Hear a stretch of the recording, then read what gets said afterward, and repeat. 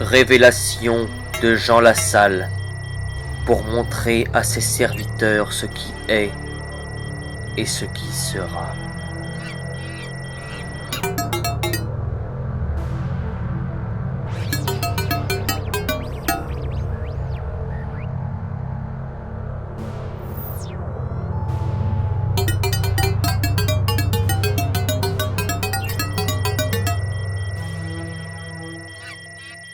Moi, disciple de Jean Lassalle, votre compatriote, j'étais dans cette région qu'on appelle Béarn. Et au jour du Seigneur, je fus emporté dans l'esprit. Et j'entendis derrière moi une voix forte comme la trompe qui disait « Ce que tu vois, tu le publieras en vidéo et tu la partageras sur les réseaux sociaux. » Aussitôt je me tourne pour voir la voix qui me parlait, et m'étant retourné, je vis 7 chandeliers d'or, et au milieu des chandeliers quelqu'un semblable au fils du berger, vêtu d'une longue robe, ceinture d'or à la poitrine, cheveux et tête blancs comme la laine blanche, les yeux comme flammes de feu, et sa voix comme la voix des eaux nombreuses, dans sa main droite 12 étoiles, et dans sa bouche un bâton, et son visage resplendissait comme la force du soleil. Je le vis et tombai à ses pieds comme mort. Mais il posa sa main droite sur moi, disant « Ne crains point, je suis le berger, celui vivant. Écris donc ce que tu as vu, ce qui est et ce qui bientôt sera. »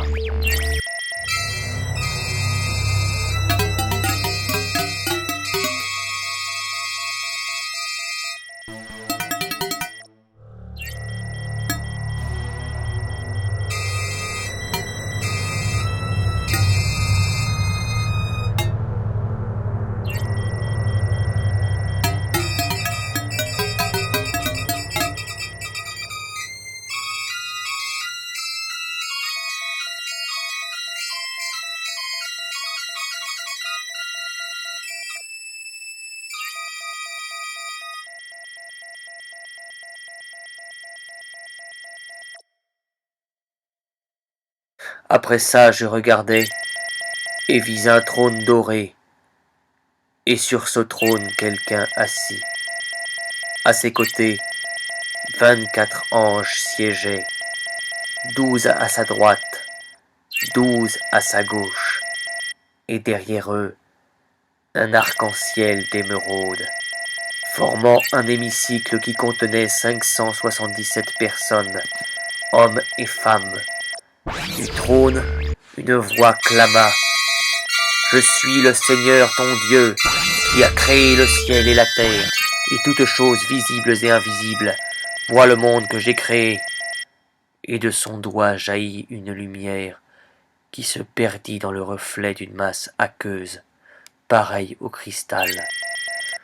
Ne pouvant contenir la lumière, la masse des eaux se brisa en deux et forma le ciel et la mer se retira de certains points du monde, laissant paraître la terre sèche, parée d'émeraude, que peuplèrent bientôt des animaux en grand nombre. Les astres nés de la lumière dessinaient sur le firmament des formes subtiles qui se projetaient sur les merveilles de la création et augmentaient leur beauté. Alors le Seigneur me proposa d'entrer dans son jardin. Je m'approchai de ses splendeurs, mais elles se dérobèrent quand elles parurent à ma portée. Je tentai de les saisir et n'y parvins point. Le Seigneur tonna d'une voix forte « Es-tu indigne de moi que tu ne puisses même tenir entre tes doigts un brin de l'herbe que j'ai créée pour toi?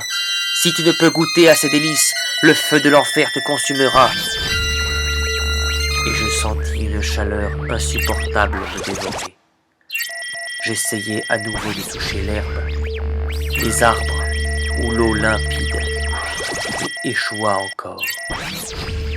Alors, le fils du berger, de sa main, déchira comme un voile la création, et me dit « Vois, vois, les fleuves de miel, la mer de cristal, les manteaux d'émeraude qui couvraient la terre, l'hysope et les nuages d'encens, le Créateur, ses 24 anges et ses 577 disciples, tout ceci n'était qu'un théâtre d'ombre.